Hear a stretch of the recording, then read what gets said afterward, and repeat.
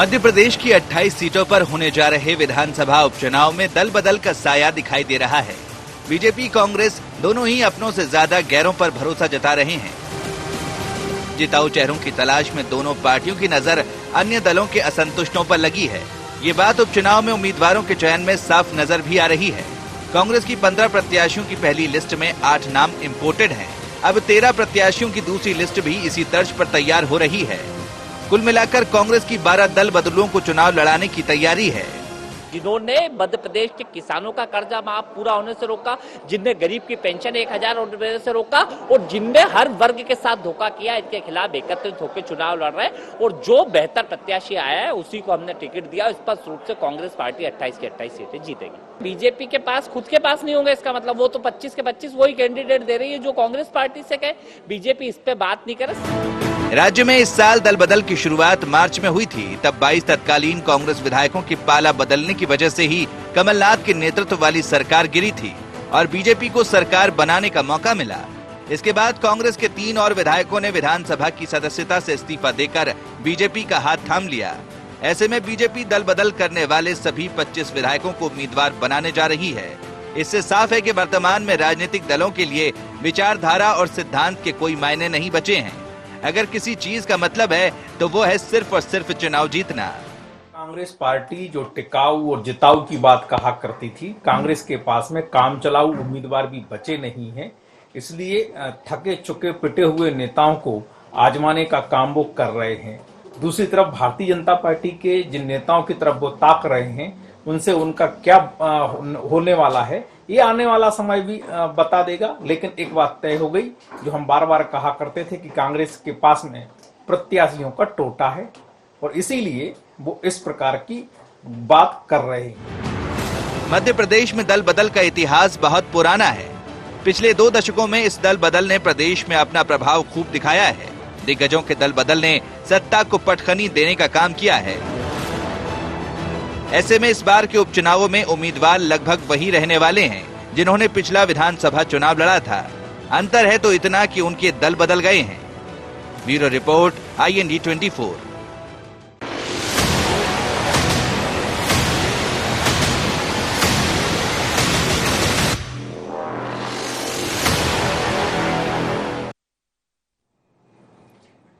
नमस्कार, sharp eight 7 में आप सबका स्वागत है। मैं हूं आपके साथ मुक्ता पाठक। मध्य प्रदेश के राजनीति में पहली बार जो है इतने सारे सीटों में उपचुनाव हो रहे हैं और उपचुनाव इसलिए हो रहे हैं कि प्रत्याशी जो है जिस पार्टी से उनको चुना गया था 5 साल के लिए, उसको बदल के वो दूसरी पार्टी में चले गए। यदा कदा जो है कुछ कुछ सीटों में हर वक्त उपचुनाव होते रहे और उसके कारण रहे हैं, जनरली जो रहा है वो विधायकों का डेथ रहा है। लेकिन ये पहली बार है मध्य प्रदेश की राजनीति के इतिहास में कि 28 सीटों पे उपचुनाव हो रहे हैं। उसमें से 25 इसीलिए हो रहे हैं क्योंकि दल बदल लिया गया है, विधायकों द्वारा दल बदल लिया है। केवल 3 जो है वो डेथ के कारण हो रहे हैं। और अभी जो कांग्रेस की जो सूची आई उसमें से जो लगभग जो 15 प्रत्याशियों की सूची थी उसमें से 8 यानी आधे जो है वो इंपोर्टेड नाम है। और बीजेपी में तो जाहिर सी बात है जो 25 के 25 हैं वो कांग्रेस से आए हुए हैं और उनको भाजपा टिकट दे रही है। तो दल बदल जो है ये एक बहुत, अगर हम कहें तो इसका बड़ा इंपॉर्टेंट रोल प्ले हो रहा है इस वक्त उपचुनाव में। चलिए इसी विषय पे हम चर्चा करेंगे। हमारे साथ हमारे स्टूडियो में मौजूद हैं हमारे editor in chief Sunil Srivastava ji. मेरे साथ फोन लाइन पे मौजूद है प्रद्युम्न सिंह लोधी जी। आप सबका शार्प एट 7 में बहुत बहुत स्वागत है। सबसे पहले तो मैं आपके पास आऊंगी प्रद्युम्न सिंह लोधी जी, क्या कहेंगे आप? दल बदल जिस तरह से है, जो एकदम अगर हम कहें तो उसके वो जो है बहुत जो चुनाव हो रहे हैं और कांग्रेस के अगर हम प्रत्याशियों की बात करें तो आधे प्रत्याशी जो है अन्य पार्टी से आए हैं। बीजेपी में बात करें तो सारे के सारे जो हैं वो कांग्रेस के हैं। आज ही जो है महेंद्र बौद्ध ने भी कांग्रेस को छोड़ के बीएसपी का दामन थामा है। तो मध्य प्रदेश की राजनीति में जो है दल बदल ही हो रहा है पूरा। असल में ये दल बदल जो है जी, ये कांग्रेस के लोग जो कहते थे कि दल बदल लिया है, वो खुद ही भाजपा के लोगों को, अन्य दलों के लोगों को टिकट दे रहे हैं। मतलब कांग्रेस में जाने के बाद क्या वहाँ शुद्धता हो जाती है? क्या गंगा में नहा के वो प्रत्याशी जाते हैं क्या? ये तो कोई बात नहीं हुई जी। ये दल बदलने वाली ऐसी कोई बात नहीं है। सामान्य सी बात है कि आप यदि आपका दल प्रदेश में विकास करता, आपका दल यदि प्रदेश में किसानों का कर्ज माफ करता, यदि आपका दल जो बेसहारा लोग हैं जिनको सामाजिक सुरक्षा पेंशन मिलती थी उनको 1000 रुपए देने की बात करता, यदि उन कन्याओं की जिन कन्याओं की शादी होना थी उन कन्याओं को यदि 51,000 रुपए की देने की बात करता तो हो सकता था उनका दल नहीं टूटता। परंतु आपके आपसी मतभेदों के कारण और इतने बड़े गरीबों और किसानों के साथ धोखा करने के कारण आपकी सरकार चली गई और दोष उन विधायकों को दे रहे हैं जिनके काम नहीं हुए। ऐसा थोड़ी चलेगा।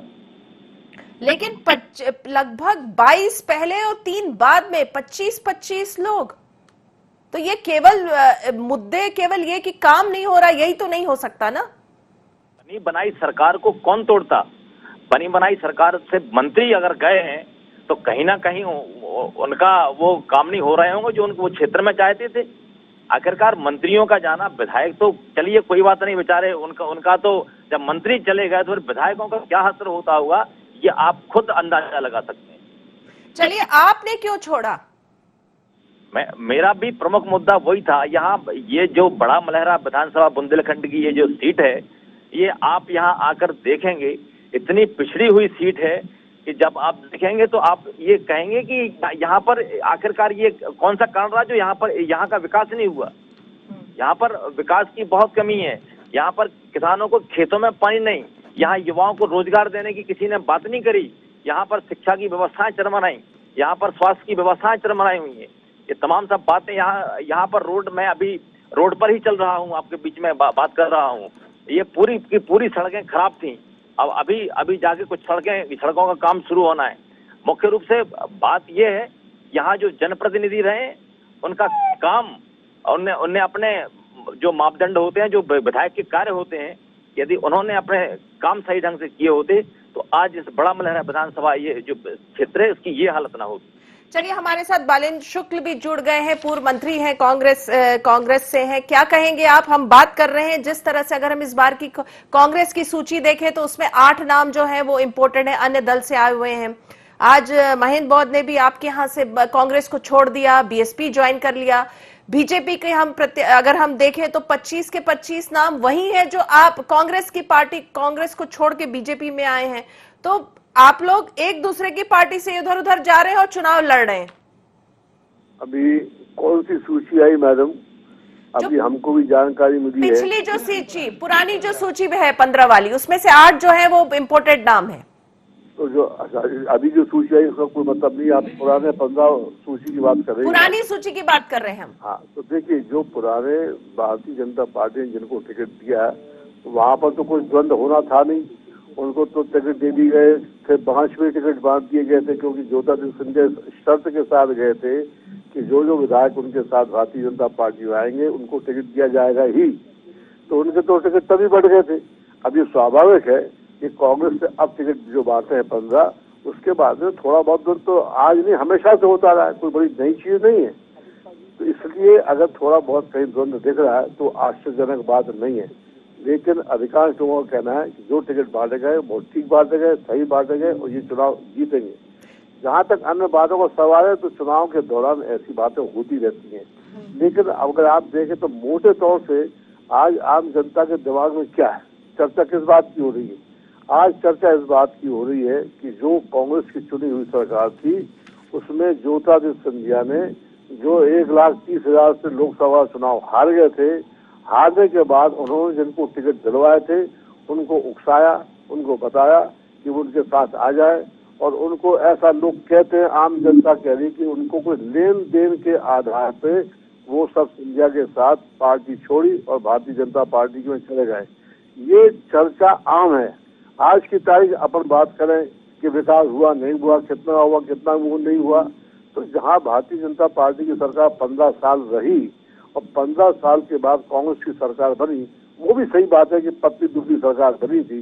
तो ये उम्मीद करना कि 15 महीने में कमलनाथ जी कोई ऐसा जादू की छड़ी घुमा देंगे कि सारी समस्याएं ठीक हो जाएंगी, ये सोचना उचित नहीं है।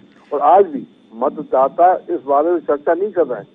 मतदाता तो चर्चा ये कर रहे हैं कि जिस पे हमने विश्वास किया था उन्होंने विश्वासघात किया, उन्होंने हमारे मत को बेच दिया है। ये आम चर्चा का विषय है। चलिए, ये तो चर्चा हो रहा है, लेकिन देखिए हम जो बात कर रहे हैं, जो नेता दल बदल रहे हैं, ठीक है, कांग्रेस जो है आरोप लगा रही है कि आपने जो है 25 विधायक कांग्रेस के बीजेपी ने तोड़ लिए और उनको टिकट दे दिया। आपका कहना है कि चलिए उनको तोड़ लिया गया, पैसे दे दिए गए, प्रलोभन दे दिया गया, सिंधिया ने उकसाया, वो चले गए भाजपा में। लेकिन कांग्रेस की जो सूची आई है, 15 की जो सूची हम बात कर रहे हैं, पुरानी जो आई हुई है, उसमें भी तो आप लोगों ने 8 जो आपके प्रत्याशी, वो भी तो अन्य पार्टी से हैं। यही तो बात हो रही है कि आप एक तरफ कांग्रेस आरोप लगा रही है कि बीजेपी कांग्रेस को तोड़ के सारे लोगों को प्रलोभन दे रही है, और कांग्रेस में भी तो वही प्रत्याशी आ रहे हैं अन्य पार्टी से। ये समझ लीजिए कि जो प्रत्याशी कांग्रेस छोड़ के भारतीय जनता पार्टी में गए थे, वो किस कारण से गए थे, और आज जो लोग कांग्रेस में आ रहे हैं, क्यों आ रहे हैं? आज कांग्रेस के पास लेन देन के लिए कुछ नहीं, ना केंद्र में हमारी सरकार है, ना मध्य प्रदेश में हमारी सरकार है, तो आखिर वहां से लोग यहाँ क्यों आ रहे हैं? इसका मतलब ये है कि भारतीय जनता पार्टी के अंदर जबरदस्त आक्रोश है, और ये सही है कि ज्योतिरादित्य सिंधिया के जाने के बाद में हमारे इस इलाके में तमाम कांग्रेस के लोग भारतीय जनता पार्टी में चले गए। ऐसे में अगर हमारे पास ऐसे प्रत्याशी आते हैं जो कांग्रेस की विचारधारा से मिलते हैं, कांग्रेस से टिकट मांग रहे हैं, और उनके जीतने की संभावना अगर हमें दिख रही है, तो उनको टिकट दिया गया है, तो उसमें आश्चर्य की बात क्या है? बीच में आपको रोकूंगी 1 मिनट। आपका ये कहना है कि जो कांग्रेस छोड़ के बीजेपी में जा रहे हैं तो वो प्रलोभन के कारण जा रहे हैं, और जो बीजेपी छोड़ के कांग्रेस में आ रहे हैं तो वो असंतोष के कारण आ रहे हैं। ऐसा लगता है कि क्यों आदमी क्यों आएगा? आप भी सोचिए, हम भी सोचेंगे, आम जनता सोचेगी कि आज की तारीख में भारतीय जनता पार्टी छोड़ करके लोग क्यों आ रहे हैं? क्योंकि तमाम उम्मीदवारों के गले काटे गए, जिनको मंत्री बनना था मंत्री नहीं बनाए गए, जिनको टिकट मिलना था उनको टिकट नहीं दिया गया, तो असंतोष उनके अंदर जबरदस्त है। चलिए, इस पे जवाब लेती हूँ। प्रद्युम्न सिंह लोधी, आप क्या कहेंगे? जो कांग्रेस छोड़ के बीजेपी आ रहे हैं वो प्रलोभन के कारण आ रहे हैं, और जो भाजपा से कांग्रेस में आ रहे हैं वो असंतोष के, बीजेपी में पनपे असंतोष के कारण जा रहे हैं। प्रलोभन जैसी कोई चीज नहीं है कांग्रेस में। कांग्रेस के पास इस समय कोई नेतृत्व जो है वो दिशाहीन हो गया है। वो इस बारे में नहीं सोच रहा है कि उनके कार्यकर्ताओं का क्या होगा। वो भी इसी उसमें लगे हुए हैं कि भाजपा से टूट के हमारे यहाँ आ जाएं और हमारे पार्टी से लड़ें। आखिरकार आपके पास आपका संगठन नहीं है, आपके पास कोई ऐसे कार्यकर्ता नहीं जो चुनाव लड़ सकें। आप भाजपा के लोगों को घंटी बजा के या कुछ करके आप कहाँ तक चुनाव लड़ाएंगे? आपके पास कोई प्रत्याशी नहीं था? क्या आपका पूरा संगठन काम नहीं कर रहा है? क्या जो निजी स्तर से जो कार्यकर्ता काम कर रहे हैं, क्या वो लड़ने लायक नहीं है? क्या आप हमें दल बदल की बात कह के, अगर हम दल बदल लिया है, हमने पैसे ले लिए हैं, हमने और भी कोई गंदा काम किया, तो आपके छोटा से छोटा कार्यकर्ता हमारे प्रत्याशियों को हरा सकता है? वो ऐसी कौन सी जरूरत आना पड़ी जो आप अन्य दलों से लोगों को आयातित कर रहे हैं, अन्य दलों को लोग खड़ा कर रहे हैं? जी बिल्कुल, इस पे जो है, इस पे हम जवाब ले लेंगे। प्रद्युम्न सिंह लोधी जी आप और बालेन्द्र शुक्ल जी आप दोनों बने रहिए फोन लाइन पे। वक्त हो चला है शार्प एट 7 में एक बहुत छोटे से ब्रेक का। हम जल्द ही लौटते हैं एक ब्रेक के बाद।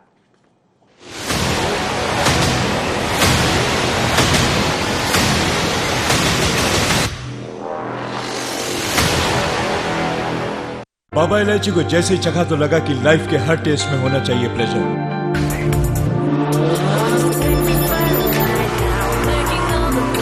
बाबा इलायची, व्हाट्स योर प्लेजर?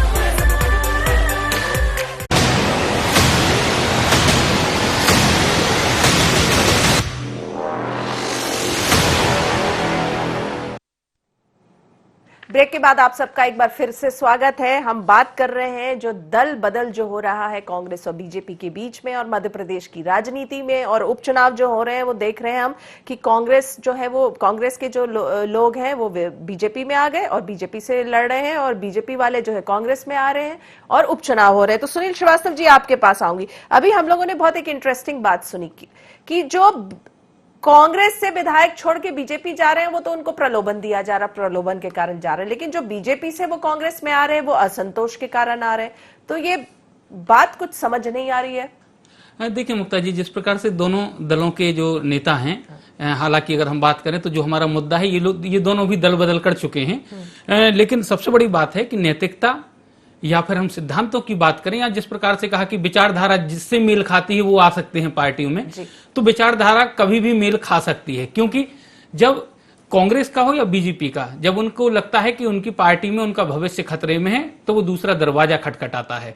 अब अगर हम बात करें जिस प्रकार से प्रद्युम्न जी की बात करें, प्रद्युम्न लोधी ने कहा कि बड़ा मलहरा क्षेत्र जो है वो विकास से अछूता रहा है, विकास नहीं हो पाया, जो भी जनप्रतिनिधि रहे हैं वो जिम्मेदार हैं इसके लिए। तो सवाल यही उठता है कि अब प्रद्युम्न सिंह लोधी जी यहाँ पर उमा भारती जी के नेतृत्व पे सवाल उठा रहे हैं, कपूर चंद गुहारा के नेतृत्व पे सवाल उठा रहे हैं, या फिर भारतीय जनता पार्टी की 2 बार से वहां विधायक रही हैं रेखा यादव, उनके नेतृत्व पे सवाल उठा रहे हैं कि ये अक्षम लोग थे, अक्षम जनप्रतिनिधि थे, जिनके कारण बड़ा मलहरा का विकास नहीं हुआ है। उमा भारती तो बड़ा मलहरा से जीतकर मुख्यमंत्री भी बनी थी, तो उमा भारती मुख्यमंत्री काल में भी वहां का विकास नहीं करा पाई, सबसे बड़ी बात।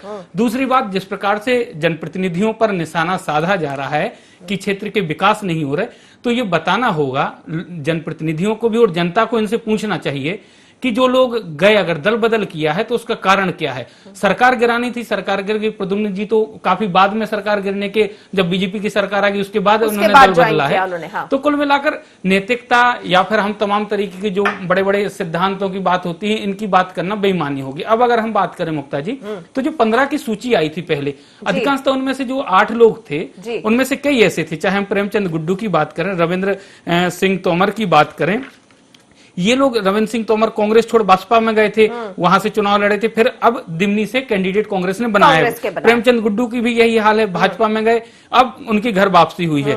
यहाँ पर अगर हम बात करें प्रागीलाल की, तो ये बसपा से चुनाव लड़े थे लेकिन अब कांग्रेस में आ गए। फूल सिंह बरैया भी बसपा में रहे, फिर खुद की पार्टी बनाई, राज्यसभा के कैंडिडेट बने और अब फिर कांग्रेस में आ गए। तो अधिकांशतः स्थिति यही है मुक्ता जी, कि कहने की बातें हैं कि दल बदल कर लिया, दूसरों को टिकट दे दिया। अब जिस प्रकार से प्रद्युम्न जी ने कहा कि क्या कांग्रेस में कोई इतना योग्य उम्मीदवार नहीं है जिसको पार्टी अपने किसी साधारण कार्यकर्ता को उम्मीदवार बनाए, तो बीजेपी के पास भी ऑप्शन है बहुत सारे, लेकिन ऑप्शन यहां पर है सिर्फ सत्ता। कुल मिलाकर हम देखें तो सत्ता से मतलब है किसी को नैतिकता, सिद्धांत, विचारधारा या जनता या क्षेत्र के विकास, इससे ज्यादा सरोकार नहीं है। प्रद्युम्न सिंह, आपने सुना होगा अभी सुनील श्रीवास्तव जी ने जो कहा कि आपने जब कहा कि बड़ा मलहरा का जो है विकास नहीं हुआ, तो क्या आप बीजेपी, जब अब आप बीजेपी आपने ज्वाइन कर लिया है, तो आप बीजेपी के तमाम जो वहां पे जो है वो उन लोगों पे आप एक प्रश्न चिन्ह लगा रहे हैं? मैं प्रश्न चिन्ह नहीं लगा रहा हूँ, बट मैं ये कह रहा हूँ, मैं पार्टी के ऊपर कोई प्रश्न चिन्ह नहीं लगा रहा हूँ। मैं सिर्फ ये कहना चाह रहा हूँ कि मान लीजिए उमा जी तो 6-7 महीने यहाँ पर विधायक रही, मुख्यमंत्री रही, उनके समय पे बहुत ज्यादा काम वहाँ कर नहीं पाए और सरकार चली गई। परंतु और जो प्रतिनिधि रहे, जो 5-5, 10-10 साल रहे, उन्होंने क्या यहाँ के क्षेत्र को नहीं देखा, इस क्षेत्र को नहीं देखा। यहाँ इतनी तेज गति से पलायन होता है। आप यहाँ दौरा करेंगे तो पता चलेगा, हमारे यहाँ से 25 से 30 हजार परिवार यहाँ से बाहर जाते हैं काम करने के लिए। अभी एक बड़ा जो आप पूरे विश्व में एक बड़ा सीन निकल के आया था सामने, जो एक अंबाला से एक परिवार चल के आ रहा था टूटी साइकिल पर 2 बच्चों को बांध के। वो मेरी विधानसभा के परिवार था, वो मेरी विधानसभा का परिवार था कि आखिर वो कौन से कारण इतने समय तक आपने क्या कर लिया, यहाँ आप रोजगार नहीं दे पाए, यहाँ पर सिंचाई की कोई व्यवस्था नहीं करी। मैंने माननीय मुख्यमंत्री जी को अभी कहा कि सिंचाई की बहुत आवश्यकता है, यहाँ का 75% भूभाग असिंचित है, यहाँ के 10-15 एकड़ के किसान भी मजदूर बन गए, यहाँ के लोगों को ठेका दे के बाहर जाना पड़ता खेती को। और आज स्थिति यह है कि हमारे यहाँ एक बहुत बड़ी, बिल्कुल आपने बहुत एक वैलिड पॉइंट उठाया है लोधी जी, लेकिन आप जो है देखिए बड़ा मलहरा में तो तमाम जो है बीजेपी के विधायक रहे हैं, उमा भारती से लेके तमाम लोग, तो आप तो आप बीजेपी पे ही तो प्रश्न चिन्ह लगा रहे हैं। बीजेपी पे प्रश्न नहीं लगा रहा हूँ।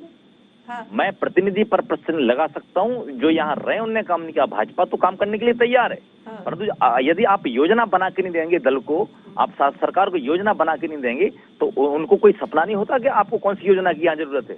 आप प्रतिनिधि ही इस बात के लिए बने कि क्षेत्र का विकास करिए। चलिए, आप बीजेपी के प्रतिनिधियों पे ही जो है सवाल उठा रहे हैं। मैं बालेंद्र शुक्ल जी, अभी जिस तरह से सुनील जी ने पूछा, जिस तरह से अभी प्रद्युम्न सिंह जी ने पूछा था कि क्या आप लोगों के पास, कांग्रेस के पास जो अभी जो लिस्ट आई थी, क्या आप लोगों के छोटे जो कार्यकर्ता हैं, जो आपके पुराने कार्यकर्ता हैं, जो आपके कांग्रेस पार्टी से इतने सालों से जुड़े हैं, क्या उन पे दाम नहीं लगा सकती कांग्रेस? जब आप लोग बात करते हैं, आपके यहाँ से विधायक जो है चले गए, बीजेपी में चले गए, तो आप लोग कांग्रेस के ही जो लोग, जो पुराने लोग उनको क्यों नहीं उनको टिकट मिला? आप लोगों ने भी बाहर से की पार्टियों से जो है वो लेकर जो है प्रत्याशियों के नाम घोषित किए। ये पूछ रहे हैं लोधी जी। मुक्ता जी, अभी प्रद्युम्न सिंह जी ने बहुत बढ़िया जवाब दिया। 15 साल भारतीय जनता पार्टी की सरकार रही, 15 साल में बड़ा मैदान में 75% सूखा इलाका है, लोग वहां से बाहर काम करने जाते हैं। और प्रद्युम्न सिंह जी ये कह रहे हैं कि वहां के प्रतिनिधि को योजना नहीं भेजी। देखिए, जब सरकार बनती है तो सरकार सबकी होती है। जितनी भी 230 विधानसभाएं हैं, वहां से चाहे भारतीय जनता पार्टी का प्रतिनिधि हो, कांग्रेस का हो, किसी अन्य पार्टी का हो, लेकिन मुख्यमंत्री और सरकार की जिम्मेदारी होती है कि अपने प्रदेश को आगे बढ़ाए। जो प्रशासन होता है, प्रशासन पूरे राज्य के अंदर फैला हुआ है। कहाँ किस बात की आवश्यकता जरूरत है, ये जानकारी हमारे प्रशासनिक अधिकारी अपने मंत्री को देते हैं, मंत्रिमंडल को देते हैं, और मंत्रिमंडल निर्णय करता है कि विकास कहाँ हो, कैसा हो, किस प्रकार से हो। जब 15 साल के अंदर वहाँ के प्रतिनिधि भी भारतीय जनता पार्टी के रहे, सरकार भी उनकी रही, तब विकास हो नहीं पाया। आज की तारीख में कह रहे कि 15 महीने के अंदर कमलनाथ जी ने 75% बड़ा मलयाला सूखा रह गया, फिर भी उन्होंने कुछ नहीं किया। उमा भारती जी मुख्यमंत्री रही, उन्होंने कुछ नहीं किया। तो वो तो स्वयं भारतीय जनता पार्टी की अक्षमता का बखान कर रहे हैं। जहाँ तक हमारे अन्य साथी ने कहा कि जो ये हमारे पास कार्यकर्ता नहीं है, तो इस बात का नहीं, कार्यकर्ता तो एक नहीं अनेक है। वरना तो एक जगह से 10 लोग टिकट क्यों मांगते, 20 लोग टिकट क्यों मांगते। लेकिन अंततोगत्वा जब निर्णय किया जाता है तो ये देख के किया जाता है कि कौन सा व्यक्ति जीतने योग्य है। आज की तारीख में आम चुनाव नहीं हो रहा है, ये विशेष चुनाव हो रहा है, और विशेष चुनाव के अंदर ये जरूरी है कि हम ऐसा प्रत्याशी को मैदान में उतारें जो जीत सके। अगर वो भारतीय जनता पार्टी से दुखी होकर, परेशान होकर के आया, लेकिन इस बात पर टिकट नहीं दिया जा रहा है, टिकट इस बात पे दिया जा रहा है कि वो व्यक्ति वहां से जीतने लायक है। जहां तक बड़ी बातें अपन लोग करें कि योजनाएं कैसी होना चाहिए, क्रियाकलाप कैसे होना चाहिए, हमारे प्रावधान क्या होना चाहिए, ये अलग बात है। आज इस विशेष चुनाव के अंदर हमारे सामने एक ही चीज है कि कौन व्यक्ति वहां से चुनाव जीत सकता है।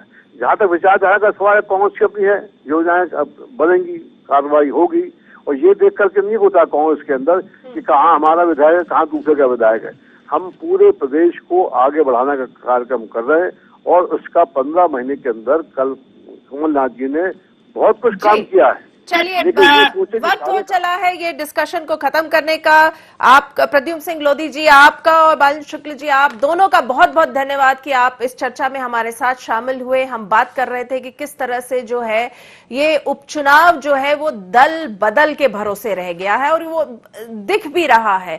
आप बीजेपी में देख लीजिए, 28 में से जो 25 जो सीट है उसके प्रत्याशी वो हैं जो कांग्रेस छोड़ के आए हैं। कांग्रेस की जो 15 की सूची जारी हुई उसमें से 8 लोग जो है वो इंपोर्टेड हैं, अन्य दलों से आए हैं। तो इस बार जो मध्य प्रदेश की राजनीति में उपचुनाव होने बहुत इंपॉर्टेंट है, और वो जो प्रत्याशी हैं वो एक दूसरे की पार्टी से आए हैं और एक दूसरे के खिलाफ फिर से लड़ रहे हैं। तो शार्प एट 7 में फिलहाल इतना ही। आप बने रहिए IND 24 के साथ। नमस्कार।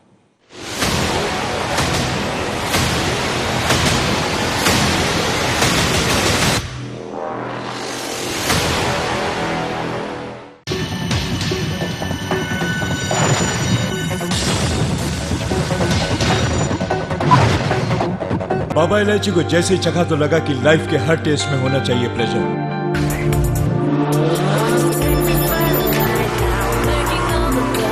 Baba Ilaichi, what's your pleasure?